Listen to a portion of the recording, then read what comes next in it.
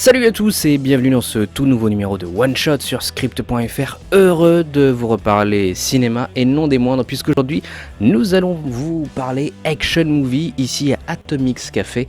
Un café ma foi très sympathique à Nantes si vous aimez les comic books, la pop culture, l'art ou tout simplement les tatouages. Si vous avez tout simplement envie de passer un bon moment, c'est l'adresse idéale, elle est dans la description. Aujourd'hui, on va donc vous parler de John Wick chapitre 3 et avec moi pour en parler, Adrien, comment va ? Très très bien. Vous connaissez la question traditionnelle avant de vous donner notre avis sur John Wick avec spoiler. Qu'attendions-nous de ce film, Adrien ? Déjà, est-ce que je l'attendais ? Oui, carrément. Alors franchement, je suis un fanat des deux premiers. Donc j'attendais avec grande impatience ce troisième opus.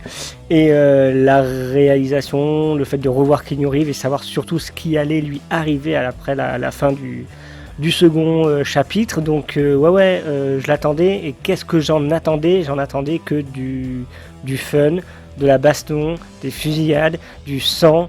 Voilà, j'ai que ça à dire. Écoute, moi j'attendais initialement pas franchement le film, j'étais plutôt déçu du 2 entre guillemets. Je trouve que j'avais bien aimé le 1, il y avait l'aspect fraîcheur. Alors, je les avais pas vus au ciné, hein.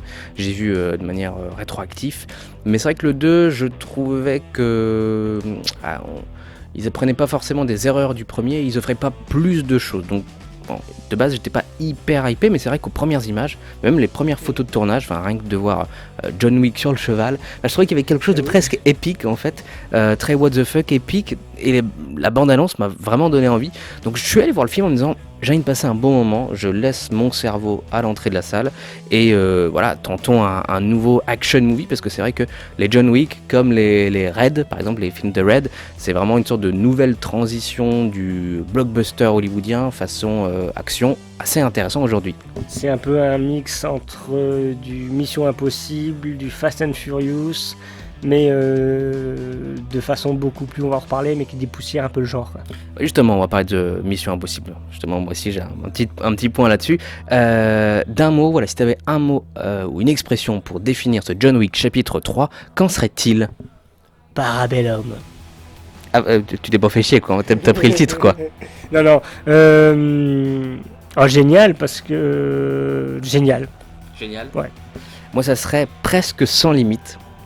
Sans limite d'abord parce que John Wick en lui-même est véritablement sans limite. Le mec tombe d'un immeuble, il se prend des balles de partout, il est face à 600 mecs dans une casbah, il n'y a pas de problème.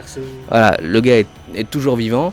Sans limite parce que les scènes d'action sont vraiment sans limite. Enfin, on n'est pas du tout dans la sympathie du blockbuster hollywoodien où il faut faire attention. Non, là, quand il faut que ça flingue, ça flingue. Et je me disais même à des moments, mais c'est fou parce que finalement, les James Bond, les Missions Impossibles, les Jason Bourne, ça paraît presque ridicule, quoi, dépassé. Et après, je me suis dit, bah non, en fait, ces films-là sont pas dépassés parce qu'ils apportent justement plus que de l'action, ce que John Wick n'a pas forcément. Et c'est là où je dis que John Wick chapitre 3, c'est presque sans limite. C'est-à-dire qu'à un moment donné, il faudra faire plus que de l'action. Il faudra véritablement construire un univers, ce qu'ils sont déjà plus ou moins en train de faire, et on va en parler dans ce chapitre 3, mais voilà, c'est vraiment un super bon moment, chapitre 3, mais pour un 4, parce que le film laisse clairement la porte ultra ouverte, c'est même le garage, quoi, le hangar ouvert, il faudra apporter plus que de l'action, parce que sinon ça va tomber j'ai peur que ça tombe dans de la caricature, dans de la franchise un peu années 90. Non, je suis tout à fait d'accord avec toi. Après, moi, ce que j'avais bien aimé dans cette franchise-là, c'est déjà le personnage principal. Déjà, d'avoir choisi Keanu Reeves, c'était un très bon choix, parce que le gars, c'était osé, mais le gars fait le job. On sait, on sent que les cascades, il s'investit à fond. Point de vue scénario, il y a aussi une évolution que je trouve très agréable, parce que du départ, on part quand même à la base d'un gars dont son chien s'est fait buter. Et tout ça à cause d'un putain de chien, ils le redisent. Et on évolue avec tout cet univers autour du continental, de toutes les règles, de tout ce qui est faire des marchés, faire des liens avec telle ou telle personne. On commence à voir après un background sur ces différents liens qu'il a eu lui avec différents pays, avec des mafias, des choses. Dans le 2, ça a arrivé, et là, le 3, avec cette idée que finalement, il a une mise à prix sur sa tête de 15 millions de dollars, et là, on se dit dès le départ, bon, le mec, il est foutu, parce qu'il a la ville entière à son dos, et voire le monde entier contre lui. Et on se dit, bon, comment il va s'en sortir? Donc le film, on sent qu'il y a plusieurs étapes, on va en reparler. Mais pour ça, je veux dire, le côté fond du film, ce qui est intéressant, c'est que vraiment, là, on découvre encore de nouvelles choses sur qui il est, avec qui il a travaillé, avec le personnage d'Alberi, où il y a une histoire curieuse qu'on ne connaissait pas, et aussi avec la thématique de la grande table, où on découvre vraiment la tête pensante de cette grande table, avec encore une autre porte qui s'ouvre sur d'autres persos, l'univers est tellement vaste, c'est un peu le MCU de John Wick, quoi, parce que tu ouvres une porte et une deuxième porte, et puis voilà, c'est vraiment sans fin, quoi.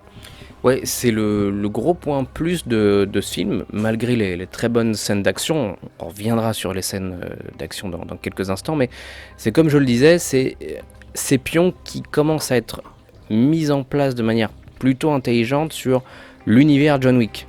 Son background, les personnages, on n'est plus qu'aux États-Unis, on est vraiment dans le monde entier. Il y a presque un côté presque James Bond pour le coup, mais ça devient intéressant parce que oui, il y a vraiment un John Wick universe qui se construit. On pourrait très bien voir par la suite un spin-off sur Alberi, ça serait tout à fait intéressant parce que quand même clairement son personnage dans le film c'est essentiellement de l'action, hein. À mon avis elle tire plus avec des flingues qu'elle ne parle. Même le personnage de Saïd Taghmaoui qu'on n'avait pas vu dans les bandes annonces, mais maintenant on comprend, pas tout spoiler, mais le personnage est fondamental dans l'histoire et on se dit ok, on va le revoir. Lance Fishburne c'est pareil, l'hôtel c'est pareil, enfin voilà, il y a vraiment un univers pour le coup qui se construit avec ce film, qui n'est pas, je trouve pas trop le cas dans les deux précédents, qui est intéressant, c'est la grosse force du film, en plus des scènes d'action. Alors, est-ce que si tu avais une scène d'action à retenir, ça serait laquelle? Parce qu'il y en a une qui est, on va pas dire négative, mais un peu longue, qu'on a en commun, on va y revenir après, mais si tu avais une scène d'action vraiment que tu as adorée, tu as préférée dans le film? Parce qu'elles sont toutes bien. Ouais, c'est vrai que c'est compliqué à choisir parce que dès le départ, dans l'entrée de jeu, on s'en prend plein les mirettes. Et moi, je trouve ce que j'aime dans ce film-là, c'est que surtout dans les scènes de corps à corps, le mec est bon. La réalisation est excellente parce que bon, le gun, le flingue, c'est une chose, mais il y a toujours des dynamiques et des façons de faire. Un coup dans le torse, un coup dans la tête. C'est répétitif et c'est du déjà vu. Mais quand on arrive, moi, ce que j'attends toujours, c'est les scènes de corps à corps. Donc je vois un peu ce que je veux dire. Donc moi je pensais à une autre scène, c'est une scène où il est dans une armurerie. Et là déjà dès qu'il arrive on se dit oh putain le gars il a tout sous la main, ça va péter. Et ouais c'est génial du début à la fin, c'est bien réalisé, c'est propre. Et jusqu'à la dernière minute il y a un peu d'humour en plus, c'est ça dans les scènes de fight, c'est gore. Il y a un peu de côté gore, sanglant, mais c'est justifié, c'est cash, c'est sec. Tout est réfléchi, tout est pensé, c'est intelligent et c'est drôle. Donc je dirais la scène de l'armurerie ou le sorte de voilà l'armurerie quoi. Ouais, moi je pense à la scène d'avant, je crois, la scène de la bibliothèque, qui est encore une fois qui est cash, c'est une scène vraiment au corps à corps, qui est parfaite. En plus il y a un John Wick qui est claqué, où effectivement il est à quelques minutes d'avoir tout le monde derrière son dos. Et le gars qui est en face, finalement, n'en a rien à foutre. Lui, ce qu'il veut, c'est 14 millions. Et il est pas franchement loin de les avoir. Et ce qui est marrant, c'est que c'est dans une bibliothèque. Enfin voilà, on n'est pas dans un terrain de guerre ou quoi. On est dans un lieu public où on est censé faire silence quasiment. Et avec un bouquin, il arrive à dégommer un mec. Et il y a le côté, je lisais par rapport à un lien que tu m'avais envoyé, le côté aussi un peu James Bond dans cette séquence-là, quoi. Par rapport aux grands méchants mythiques des James Bond. Il y a un petit clin d'œil ou un hommage. Ça m'a fait penser aussi un peu à GoldenEye, avec une scène comme ça de bibliothèque. Je crois que c'était GoldenEye ou c'est je ne sais plus où il fait. Bon, je ne sais plus lequel avec Pierce Brosnan. Mais ouais, cette séquence-là, c'est génial. Et ce qui est assez marrant, c'est que les deux scènes qu'on cite sont quand même des scènes qui arrivent au début du film. C'est frais, mais comme je le disais tout à l'heure en intro, il y a un moment donné, il y a presque trop d'action et on pense à une scène au Maroc, une scène de flingue avec Alberi, qui est bien, franchement, encore une fois, elle est chouette, mais à un moment donné, elle est pas de trop, mais c'est trop long, ça va trop loin, et il n'y a pas le petit truc en plus qui fait que la scène devient vraiment sympathique à un moment agréable, on peut pas dire ça, mais on s'en souvient pas forcément le plus dans le film, alors que clairement, je pense qu'ils ont misé beaucoup sur cette scène. Non, je suis tout à fait d'accord sur cette scène-là. Et puis une autre scène où c'est limite un peu, bon, on se dit, bon les gars, ça va, on a compris, vous êtes très bons en arts martiaux. La réalisation, on sait que le mec il est bon, ça va quoi. On va peut-être s'arrêter au bout d'un moment quoi. Donc c'est limite lourdingue, mais ça passe parce qu'ils font le job. Donc après, on pourra se poser la question sur le casting. Le casting, moi je le trouve vraiment hyper efficace. Alors avec des petites apparitions voilà, qui font plaisir. Laurence Fishburne n'a pas un énorme rôle dans le film, ni même dans l'intrigue d'ailleurs, en toute honnêteté. Mais Alberi bien, vraiment bien, ça fait plaisir de la voir. C'est presque un peu dommage qu'effectivement il n'ait quasiment misé que sur elle par rapport à la scène d'action, même si elle est super efficace. Enfin, franchement, moi je paie pour aller voir un spin-off féminin de John Wick avec Alberi. Ça a toujours été une bonne actrice, elle le démontre encore une fois. Keanu Reeves toujours au top. Des petits caméos aussi là, Robin, je sais plus comment il s'appelle, voilà, qui fait le pingouin dans la série Gotham. Voilà, tous ces univers là d'ailleurs sont super intéressants. Et ce qui est bien, c'est que dans ce film là, on peut avoir un mini rôle, mais il est bien mis en avant, il est bien filmé. Et voilà, tous ces personnages sont très agréables, je trouve. Qu'as-tu pensé de notre ami Mark Dacascos? J'ai trouvé pas mal. C'est un rôle un peu cliché quoi. De toute façon, on est dans des rôles clichés. Un peu dans ce film presque cartoonesque, très jeu vidéo, on en reparlera dans la réelle du film, mais c'est pas mon perso préféré quoi. Peut-être un perso préféré, non, Adrien? Les chiens d'Alberi. Ah, c'est vrai. Les chiens d'Alberi sont très... on pourrait presque avoir un spin-off animalier, ça serait pas mal. Côté réel, qu'est-ce que t'en as pensé? Voilà, John Wick c'est toujours soigné comme film. Là encore une fois, il y a des super beaux jeux de couleurs, de lumière, les scènes d'action sont impeccables. Alors, c'est très inspiré du cinéma hongkongais, mais ma foi, pourquoi pas, hein, je préfère voir ça plutôt que des scènes d'action de blockbusters américains hyper stéréotypées et pas très très intéressantes. Je trouve que la réal est pas mal, ça casse pas non plus ce qu'avaient fait les deux précédents. On n'est pas dans du supérieur, mais on est encore dans du qualitatif, je trouve. Non, tout à fait, c'est vrai que le film en lui-même évolue aussi légèrement, parce que c'est vrai que chaque film a son univers propre. Le deuxième, ce que j'avais apprécié dans le chapitre 2, c'était un peu le côté avec toute une scène avec des néons, des miroirs. Là, on a toute une séquence avec des vitres, avec un espace aussi un peu qui se ressemble, mais c'est bien travaillé, on sent que c'est storyboardé à fond, donc il n'y a pas de souci. Après, je sens déjà les haters qui vont dire par rapport à la fameuse scène de moto, ouais, mais c'est du plagiat sur The Villainess, où il y a à peu près une scène similaire. Je vois ça plus comme un hommage, comme tu dis, à ce cinéma hongkongais ou coréen, asiatique, de façon générale. Mais non, la réal est bien, et après, on a assez de décors différents pour pouvoir se dire, voilà, on prend plaisir, il n'y a pas de redites en fait. On est aussi bien en intérieur, en extérieur, dans une écurie, dans le désert, on est sous la pluie. Donc voilà, il y a plein de choses, et on sent que la réalisation veut s'adapter à son environnement et pas vraiment se dire bêtement on fait telle scène et on construira autour, tu vois ce que je veux dire. Ouais. On est dans un film très jeu vidéo en fait, mais dans le sens très positif du terme, c'est-à-dire que on est à chaque fois dans des niveaux différents, dans des univers différents, dans des espaces différents, avec la possibilité de pause. Je pense par exemple au final dans l'hôtel où voilà, à un moment donné ils peuvent faire des petites pauses, reprendre des armes, etc. Mettre le mode stop, avec toujours des boss à la fin, toujours des sbires, des gardes, des porte-flingues qu'il doit combattre avant d'atteindre le boss, jusqu'au boss final. Voilà, je trouve qu'il y a une trame très jeu vidéo, même dans l'esthétique, qui est franchement très très agréable. Ça pourrait presque même être la meilleure adaptation jeu vidéo, même si c'est pas un jeu vidéo, mais typiquement des histoires de ce style à la John Wick, dans des jeux vidéo on en a vu plein, enfin voilà, des jeux vidéo de flingues et tout, il y en a eu plein, et je trouve ça très très agréable, c'est vraiment intelligemment pensé, voilà, avec un bon équilibre je trouve. Et ça en fait un très bon moment. Et comme on se le disait à la sortie de la séance, c'est assez rare que lors d'une avant-première, il y ait autant de gens qui applaudissent, qui rigolent, qui applaudissent aussi vraiment à la fin du film. C'est vraiment rare, quoi. Non, pour ça c'est agréable, parce que c'est vrai qu'on sent, bon, le film est acquis à la cause des fans et puis des autres, mais on passe un bon moment, donc c'était logique qu'il y ait ces applaudissements en fin de séance, et ça fait plaisir. Après, je vais juste revenir un peu en arrière sur le casting. Je pensais aussi à Ian McShane, voilà, excusez-moi.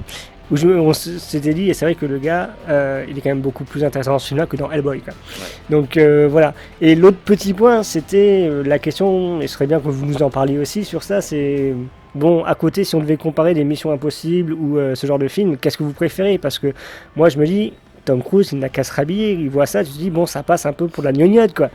Mais moi, c'est ce que je disais tout à l'heure, que Mission Impossible ou James Bond en fait apportent vraiment autre chose que les John Wick, et c'est là où John Wick doit aussi être intelligent, et je pense qu'ils le font parce qu'ils posent les pions d'un univers partagé, enfin en tout cas d'un univers, peut-être pas forcément partagé mais au moins d'un univers. Mais les Missions Impossibles, ça a toujours comme d'abord c'est un film d'espionnage, les Missions Impossibles, les James Bond aussi, ce qui n'est pas le cas des John Wick. Dans John Wick on est plus dans le thriller, film de vengeance, presque plus dans le Jason Bourne que dans la James Bond Mission Impossible. Les Missions Impossibles, ça aussi, je dirais cette mission impossible de toujours faire plus, quoi. C'est-à-dire qu'un jour, ils vont faire un saut de la Lune, quoi. Enfin, clairement, voilà, ça, ce défi-là, ce que les John Wick n'ont pas. C'est-à-dire que si demain, je vois John Wick dans une fusée ou sauter d'un avion, je serais, ouais, non, là, à un moment donné, ça va trop loin, ça va vraiment trop loin. Les James Bond, c'est le scénario, c'est vraiment l'intrigue, l'ambiance, l'aspect thriller, espionnage.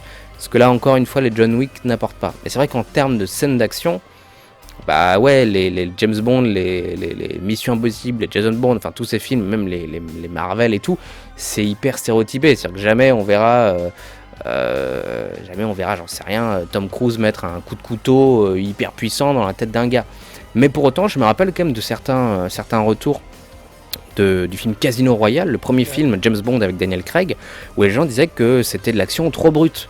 L'intro par exemple où James Bond casse la figure d'un gars dans des toilettes, qui fait presque un peu John Wick même, parce que ça va trash, ça plaisait pas forcément aux gens, donc je suis pas sûr que le public James Bond souhaite voir du John Wick, et que le public John Wick souhaite voir du James Bond ou du Mission Impossible.